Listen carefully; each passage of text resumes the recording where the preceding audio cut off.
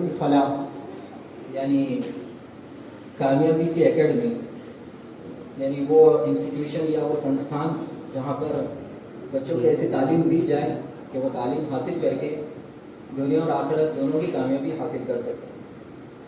دانش بھائی نے میرے پروگرام کو جو عنوان آپ کے سامنے متعارف کرایا وہ افتتاحی کلمات سے کہا ہے۔ افتتاحی کلمات تو نہیں کہنا چاہیے، اسے کہنا چاہیے کہ جو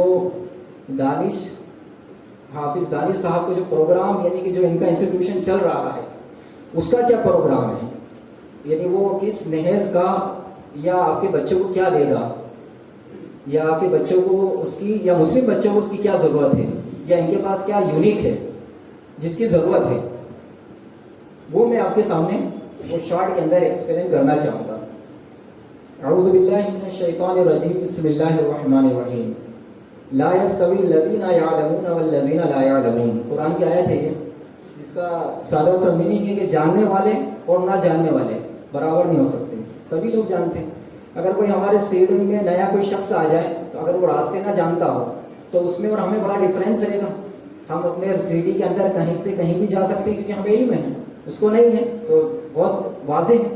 تو علم کی ضرورت ہر انسان کو ہوتی ہے، اگر علم نہ ہو تو پھر وہ بہت ساری پرابلم کا اور اندھکار کا شکار ہوتا ہے۔ آگے کیا آیت ہے، وَعَلَّمَ آدَمَ الْأَسْمَاءَ كُلَّهَا۔ علم کی فضیلت کے اعتبار سے بہت جامع آیت ہے کہ پہلا انسان یعنی آدم علیہ السلام کو جب اللہ تبارک تعالیٰ نے دنیا کے اندر مبعوث کرنا تھا، پہنچانا تھا، اس سے پہلے ہی ان کو علم یہاں کا عطا فرما دیا، کیونکہ ان سے نیابت کرانا تھی، ان کو سکسیسو اتھارٹی بنانا تھا، اللہ تبارک تعالیٰ کو یعنی پرتیندھتو کروانا تھا، تو یہاں پر علم ان کو دیا گیا۔ تو معلوم یہ ہوا کہ چونکہ ہم بھی آدم علیہ السلام کے اولاد ہیں، انسان ہیں، تو آدم علیہ السلام کے حوالے سے پوری انسانیت کو اللہ تبارک تعالیٰ نے اس زمین کا، اس دھرتی کا ریپرزینٹیٹیو بنایا ہے۔ تو ریپرزینٹیٹیو کا تو معنی ہی ہوتا ہے کہ جو اس کا اصل حاکم ہے وہ جیسا اس کا حکم دے، وہ جیسی ہدایت دے، اس کے مطابق وہ اس کے اوپر عمل کرے۔ تو اگر ہدایت کا علم نہ ہو تو ظاہر سی بات ہے عمل نہیں ہو سکتا۔ تو اس سے آپ اندازہ لگا سکتے ہیں کہ ہماری اس نئی جنریشن کے اندر وہ علم جو اللہ تبارک تعالیٰ چاہتا ہے، اللہ تعالیٰ کی ہدایت کے مطابق، اس کے اصول کے مطابق اس دنیا کا علم بھی نہایت ضروری ہے۔ آگے چلتے ہیں۔ بیس آف اسلام سبھی لوگ جانتے ہیں، بہت پیاری سی حدیث ہے نبی صلی اللہ علیہ وسلم کی، بنی الاسلام علی خمس، شہادت اللہ الہ الا اللہ و اقامت الصلاۃ و ایتاء الزکاۃ و صوم رمضان و حج البیت۔ یہ 5 چیزیں ہیں، سبھی جانتے ہیں، لیکن آپ غور کریں اس کو آپ اس امیج کو بھی دیکھیں یہاں پر تو آپ کو یہ نظر آئے گا کہ پلر ہے، اور نبی صلی اللہ علیہ وسلم ظاہر سی بات ہے آپ نے حدیث بیان کی تو لوگوں نے اس کو ایکسپلین کرنا چاہا کہ اسلام کی بنیاد یعنی اسلام کی عمارت یا اسلام کی جو تعبیر، اسلام کی جو بلڈنگ ہے وہ 5 ستونوں پر کھڑی ہے، جس کے اندر سب سے پہلا ایمان ہے، ظاہر سی بات ہے بالکل وہ کور اس کا پلر ہے۔ پھر پریئر آ رہی ہے، نماز آ رہی ہے، روزہ آ رہا ہے، زکوٰۃ آ رہی ہے، حج آ رہی ہے۔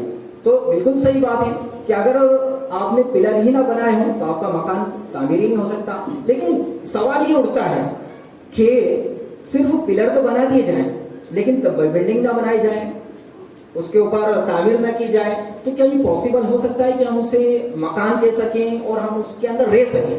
پاسبل ہی نہیں، کیونکہ تو صرف ستون ہے، لیکن ستون بہت اہم ہے، یعنی بغیر ستون کے بھی تعمیر نہیں ہوگی، لیکن محض ستون سے بھی کوئی کام نہیں چلے گا۔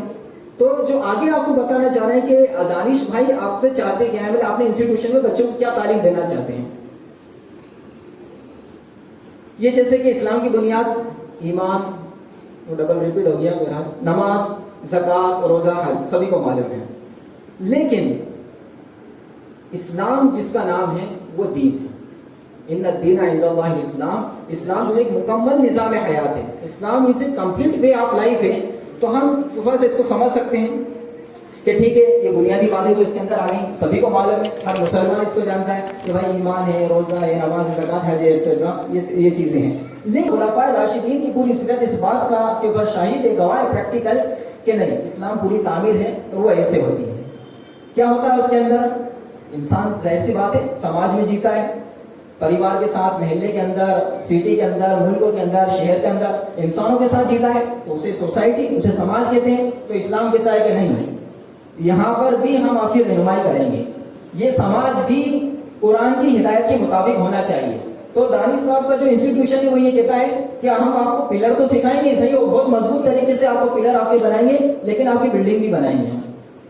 यानी कि एक जो है उसके अंदर जो अहम रूम है वो सोसाइटी है, समाज है।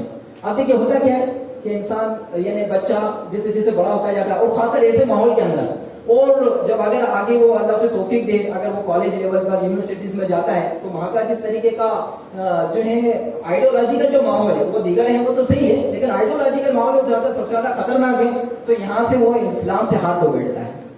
यानी वो ये कहता है कि हाँ ठीक है, रोजा नमाज करता हूँ मैं, बहुत अच्छी बात है, रमजान आएंगे तो और ज्यादा कर लूंगा, हज पे जाके कर लूंगा, लेकिन ये समाज के अंदर ये क्या आया कि कुरान की हिदायत हो, और ये हलाल हो, ये हराम हो, ये सही हो, ये समझ में नहीं आता, लिहाजा ये छोड़ो। तो यहाँ पर जो है दानिश साहब जो है यहाँ पर आपके बच्चों को गाइड करना चाह रहे हैं इस्लाम के मुताबिक। दूसरा आता है कि मोरालिटी यानी अखलाक। अब एक अखलाक तो ये कह रहा है, दुनिया के अंदर ये कह रहा है कि भाई जो भी फायदे की चीज हो ना, बस वो अखलाक है, यानी जिससे आपको फायदा हो जाए, बाकी किसी का कुछ भी हो उससे मतलब नहीं। अगर आपको झूठ भी बोलना पड़े अपने फायदे के लिए तो बोल दो, यही अखलाक है। यानी दुनिया ऐसा बोल रही है, लेकिन इस्लाम इसके विरुद्ध तो बोल रहा है। तो यहाँ पर मोरालिटी को यानी अखलाकियात को दानिश साहब अपने इंस्टीट्यूशन में कुरान और सुन्नत के तरीके समझा रहे हैं कि नहीं, फुजूरा व तकवा, दुनिया के जो लोग बोल रहे हैं वो गलत बोल रहे हैं, क्योंकि इस्लाम अल्लाह तबारक तआला ने इंसान के अंदर ऑलरेडी इसको वसीयत कर दिया, इसके लिए इंसर्ट कर दिया, पूरा सॉफ्टवेयर डाल दिया गया कि भाई ये सही है गलत है। यानी पूरी दुनिया को ये बोलते हैं कि झूठ अच्छा होता है, अपने फायदे के लिए बोला जा सकता है, लेकिन इस्लाम बोलेगा नहीं, ये गलत ही होता है। दुनिया वाले ये बोल सकते हैं कि भाई कोई किसी को भी हाकिम तस्लीम कर लिया जाए, उसके आगे हाथ जोड़ो, अपना फायदा निकाल लो, लेकिन इस्लाम देखा कि नहीं ऐसा नहीं है। तो यहाँ पर बताया जाएगा कि नहीं, आपके नेचर के खिलाफ है। फिर आप आइए इकोनॉमी यानी कि जो हमारे मईशत से, हमारे काम धंधों से, हमारे रोजगार को कमाने से ताल्लुक रखता है। तो यहाँ पर भी इस जो है जो महद अल-फलाह है वो ये एजुकेट आपके बच्चों को करना चाहता है कि नहीं, यहाँ पे आप आजाद नहीं है, यहाँ पर भी आपको अल्लाह की मर्जी के मुताबिक करना पड़ेगा।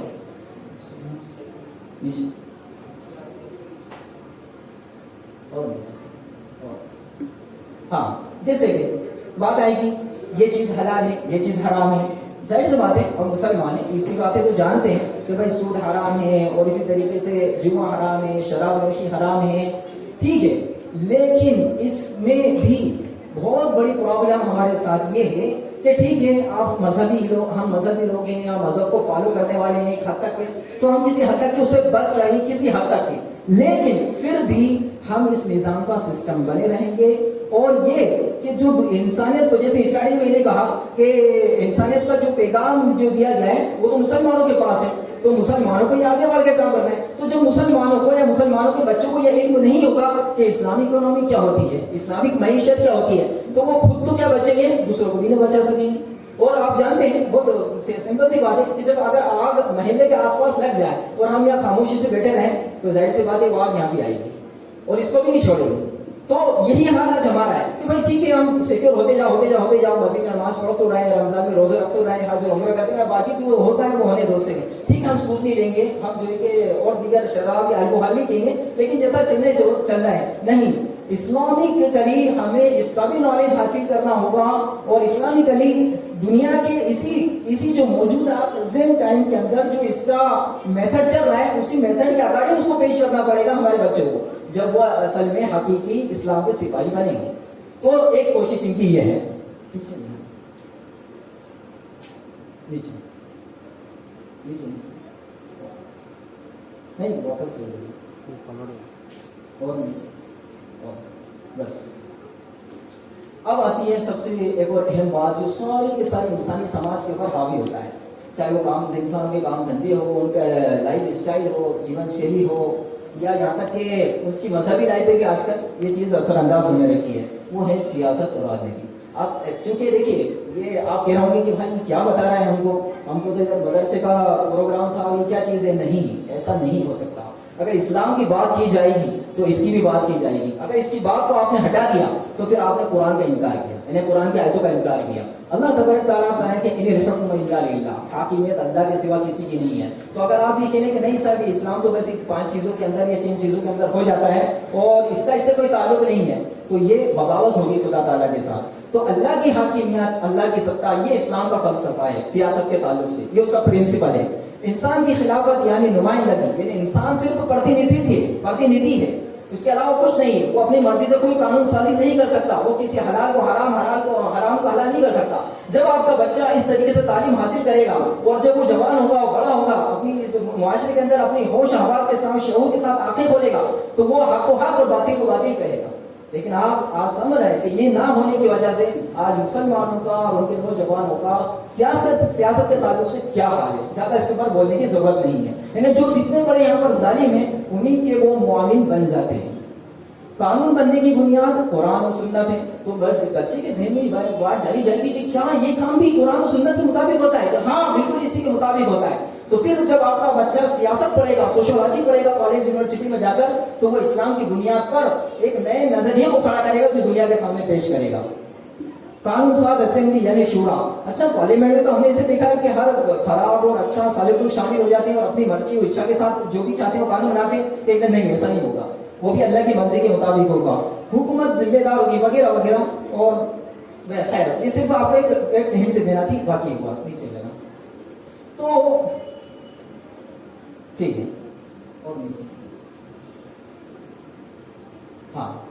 اب یہاں پر یہ کہ بھائی ایسی تعلیم کیوں دی جائے، یعنی مکمل دین پڑھانے کی کیا ضرورت ہے؟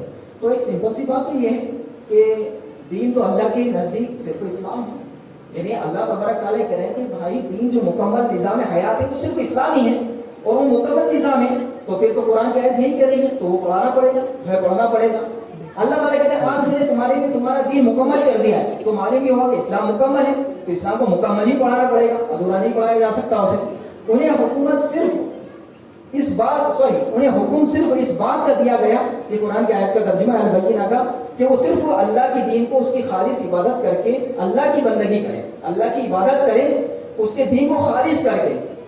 یعنی اللہ کے تبارک تعالیٰ نے جو پورا نظام حیات ہمیں دیا ہے جس کے اندر وہ ساری باتیں آ گئی، یعنی ایمان آ گیا، روزہ نماز زکوٰۃ ہے، سب کچھ آ گیا، لیکن یہ چیز بھی اس کے اندر شامل ہوگی. تو جب اس طریقے سے آپ کے بچوں کو تعلیم دی جائے گی تو شعور کی آنکھیں یہ کھولیں گے، اور پھر یہ جب آگے کالج اور یونیورسٹیز کے اندر جائیں گے تو حقیقی سپاہی، اسلام کے نمائندے یہ لوگ بنیں گے اور یہ لوگوں کے سامنے صحیح وچار، اسلامی وچار پیش کریں گے اور بتائیں گے کہ صاحب آپ جس اس پر چل رہے تھے وہ غلط رویہ ہے اور اسلام جس بات کو کہہ رہا ہے وہ صحیح رویہ ہے.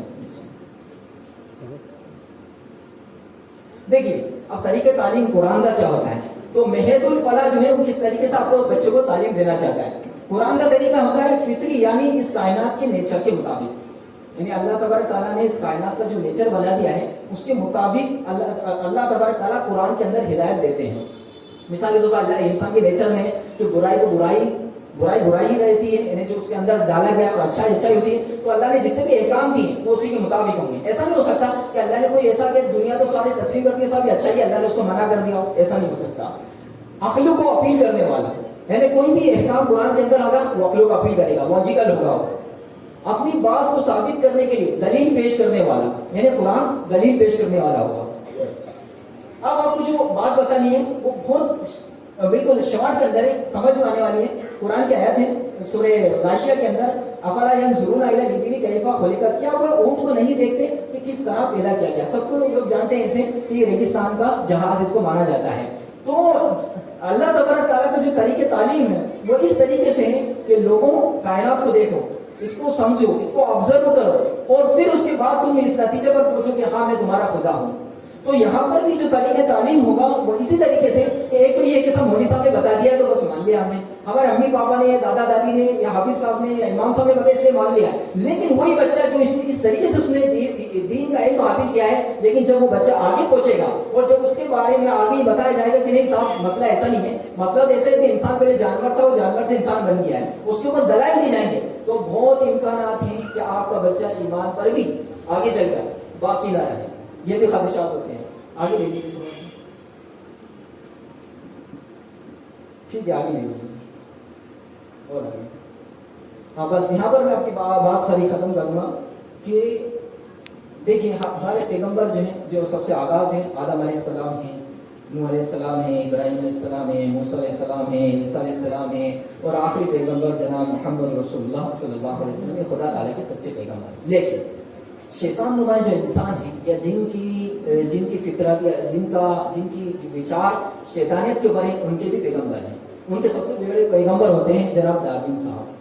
اگر آپ کا بچے کو یہ نہیں بتایا گیا کہ اللہ تبارک تعالیٰ نے انسان کی تخلیق کیسے کی ہے، اس کا ارتقاء کیسے ہوا ہے قرآن کے مطابق، صحیح نالج اس کو نہیں دیا گیا توحید کی بنیاد کے اوپر، تو بہت امکان ہے اور ایسا ہو رہا ہے کہ آپ کا بچہ بھی آخر جا کر یہ کہے گا کہ اسکول میں میڈم نے یہی پڑھایا ہے کہ انسان پہلے بندر ہوا کرتا تھا اور بندر سے وہ انسان بنا ہے۔ لہٰذا اس کے اوپر جو فلسفہ قائم ہوگا، جب وہ آگے اگر وہ اسلام سے اگر وہ اسلامک اس کو صحیح نالج نہیں ہوا تو آگے چل کے وہ بھی کہتے تھے کہ بھائی جیسے دیگر حیوان ہوتے ہیں، ہم بھی ایک حیوان ہیں، جیسے وہ جیتے ہیں ویسے ہمیں بھی جینے کا ادھیکار ہے، جیسے وہ اپنی اچھا کو پوری کر لیتے ہیں ویسے ہی ہمارے کو بھی اچھا پورے کا ادھیکار ہے۔ یہ جو دھرموں کی اور یہ مذہب کی باتیں کہتی ہیں تو مولوی صاحبوں کی باتیں ہیں، یہ تو ہمارے کو اسی سمجھا دی اور بتا دی گئی ہیں۔ لہٰذا جس طریقے کا ماحول چل رہا ہے اور جس طریقے کا پوری دنیا کے اندر اور اس کنٹری کے اندر بھی وہ ماحول متاثر کر رہا ہے، اور وہ متاثر جو ہے کہ ایک موٹیویشن دے رہا ہے اس بات کی طرف کہ آپ اسلام سے اپنے جو تعلق ہے اس کو ڈھیلے کرتے چلے جاؤ، کیونکہ وہ ایسا فیسیلیٹ کر رہا ہے یا ایسی تنگیاں